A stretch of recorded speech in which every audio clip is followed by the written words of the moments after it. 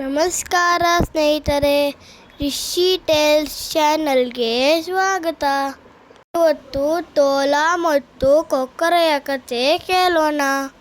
ಒಂದು ದಟ್ಟವಾದ ಕಾಡಿನಲ್ಲಿ ಹಸಿವಿನಿಂದ ಕೂಡಿದ ಒಂದು ತೋಳವಿತ್ತು. ಒಂದು ದಿನ ಆ ತೋಳವು ಅತಿಯಾದ ಆಸೆಯಿಂದ ಮಾಂಸವನ್ನು ತಿನ್ನುವಾಗ ಒಂದು ಮೂಳೆಯ ತುಂಡು ಅದರ ಗಂಟಲಿನಲ್ಲಿ ಸಿಕ್ಕಾಕೊಂತು. ತೋಳಕ್ಕೆ ತುಂಬಾ ನೋವು ಶುರುವಾಯಿತು. ಅದಕ್ಕೆ ಏನು ನುಂಗಕ್ಕೆ ಆಗಿಲ್ಲ. ನೋವಿಂದ ಒದ್ದಾಡ್ತಿರುವ ತೋಳವು ಕಾಡಿನ ಪ್ರಾಣಿಗಳ ಹತ್ರ ಹೋಗಿ ಸಹಾಯ ಕೇಳ್ತು.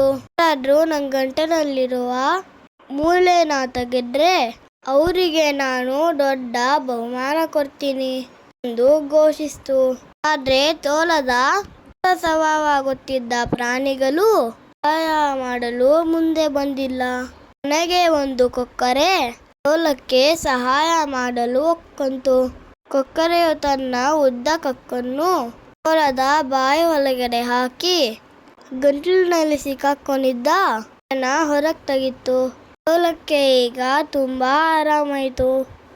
ತೆಗೆದ ನಂತರ ಕೊಕ್ಕರೆಯು ತೋಳವನ್ನು ಹೇಳಿದಂತೆ ನನ್ನ ಬಹುಮಾನ ಎಲ್ಲಿ ಎಂದು ಕೇಳ್ತು.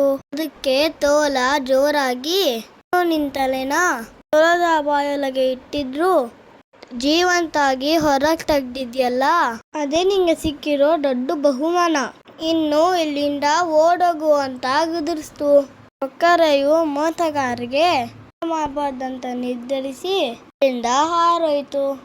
ಅವ್ರಿಗೆ ಸಹಾಯ ಮಾಡಿ ನಿಂದ ಪ್ರತಿಫಲವನ್ನ ನಿರೀಕ್ಷಿಸಬೇಡಿ.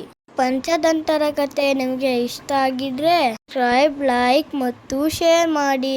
ರಿಷಿ ಟೇಲ್ಸ್ ನೋಡೋದನ್ನ ಮರಿಬೇಡಿ.